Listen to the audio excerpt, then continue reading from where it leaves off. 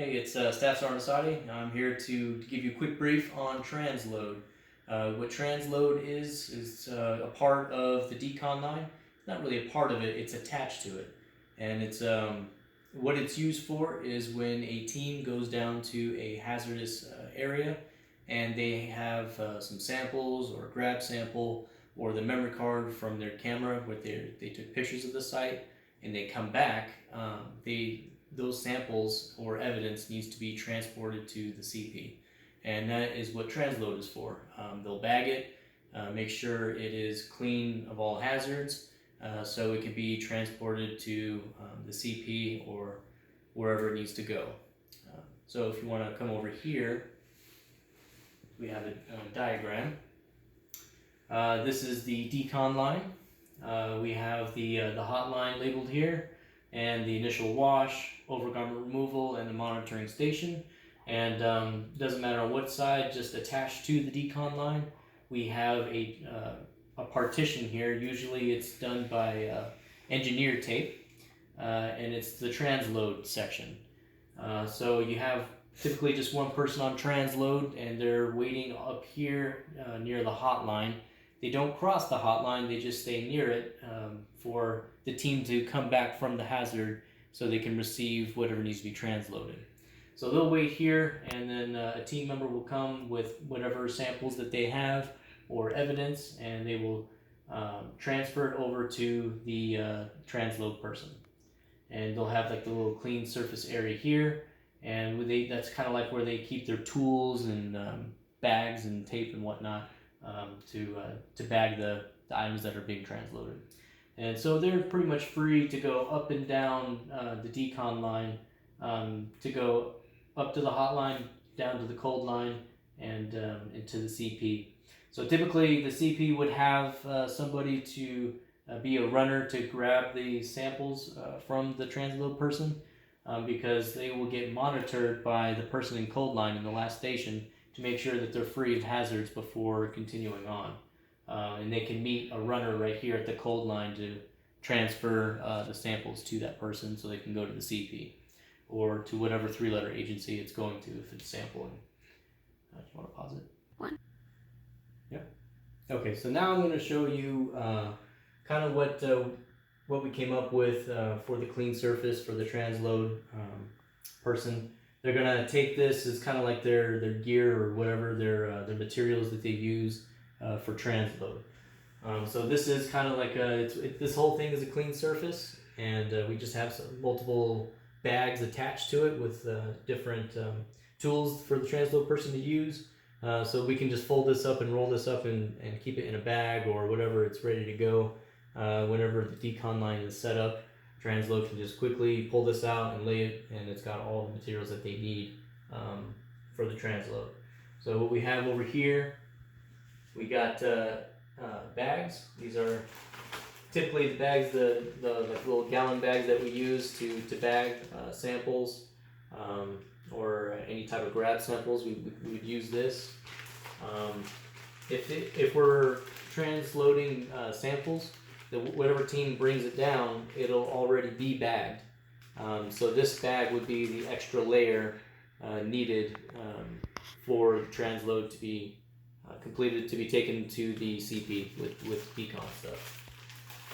Alright, so we got bags here, we got Sharpie, we got some tape that we use to seal the bags, extra clean surface. This whole thing right here is a clean surface. It's ready to go. Over here, we got little mini bags for the SD card, so we can use a small bag for that. We got gloves here. There's going to be plenty of gloves for the transload person to use. And then over here, we got forceps. That's typically used for grabbing small things. I like to use this for the memory cards. So whenever somebody comes back with their camera, they'll open up the SD card opening, and I'll use this to push in the SD card so it pops out and I can grab it and place it into one of the little baggies and seal it up and take it to the CP. And then over here we have labels and the chain of custody form. The chain of custody form is for whenever there are samples, you have to maintain a proper chain of custody. So they're sealed with tamper-evident tape, and these chain of custody forms are used to track that sample for evidence purposes. And we have extra tamper-evident tape in case they ever need it. And so the transload person would typically have whatever monitoring equipment is being used down at the site by the team. That transload person would also have that same monitoring equipment to make sure it is clear of all hazards before moving on. So typically they take down a JCAD down to the site. So that's when Transload will have a JCAD as well. If there's no JCAD available, we have what I like to call the Tiger Paw. And it's basically just this popsicle with these different series of papers attached to it. So you got your M8 paper, your potassium iodine paper, and your pH paper. And basically, I mean, this can detect hazards, in a rudimentary way. So if a sample was brought back to me and I bagged it and I wanted to make sure it was free of hazards, that's when I would have the JCAD and I would put it in the bag. And after I've started to seal it, make sure and monitor it for 10 minutes. I call it to CP to give me a 10-minute time hack, or if I have some way to track 10 minutes, I got to monitor for that amount of time and make sure that we are clear of hazards. If I didn't have the JCAD, I got these Tiger Paws. I'd be sticking that in there for 10 minutes, and I pull it out and I monitor and check for signs of contamination. If we're good to go, that's when I seal it up and put the tape on there, and it's ready to go to the CP. Pause.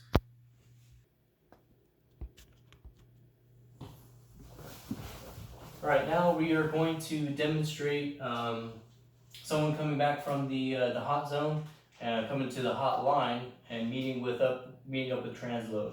So I just have to imagine the decon would be like on the side of me, either side, and I have an established line between myself and the decon line, and I have an established hot line here, so the person coming from the hazard doesn't cross. And we are going to demonstrate how to deliver something that needs to be transloaded. So go ahead and come forward. Stop. Okay, right here we have the hotline.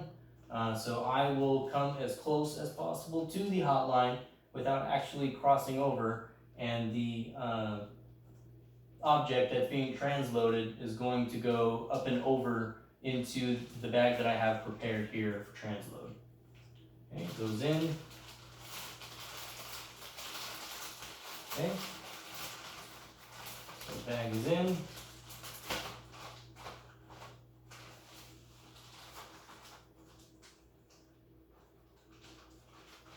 Okay, and then I leave a little opening here, so when I have my JCAD, I stick the tip in here just to monitor for 10 minutes, or if I don't have a JCAD, I've got the Tiger Paw. So I would stick this in here after I've soaked it with some saline. I'll put it in here just to monitor, get my 10-minute time hack. It's completed, I check, there's no hazards. That's if it's something that has already been cleaned up. But typically what I'll have is a spray bottle with some decon solution in it. So before I actually seal it up, I'll actually spray inside the bag. So I'm spraying the outside of the sample that's already been bagged, and I'm spraying the inside of the bag that I already had. So I spray that in there on both sides, and then I'll go ahead and monitor for 10 minutes. So after I've monitored for 10 minutes and there's been no hits on my monitor equipment, I go ahead and seal it up, fold the bag down, get my tape that's already been prepped. Normally I'll lay this down on my clean surface right here, and I'll just kind of seal up the bag with my tape.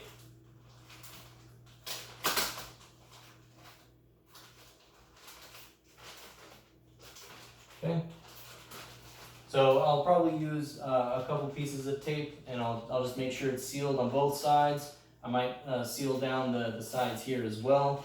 And of course, I have my label right here on the bag. It'll be filled out. And then I'll also have my chain of custody form along with the sample itself, and then I'll go up from the hot line to the cold line and give it to either the runner or somebody that's available to receive the transload, and it'll go to the CP or the sample collection point, and the person on transload will go back to the hotline and wait for further samples that are coming.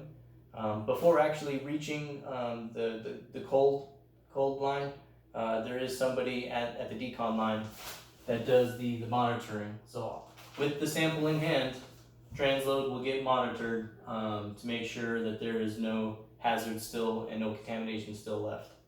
If free from there, then we're free to continue the transload and move on to the CP. And that concludes the little transload brief, quick and dirty.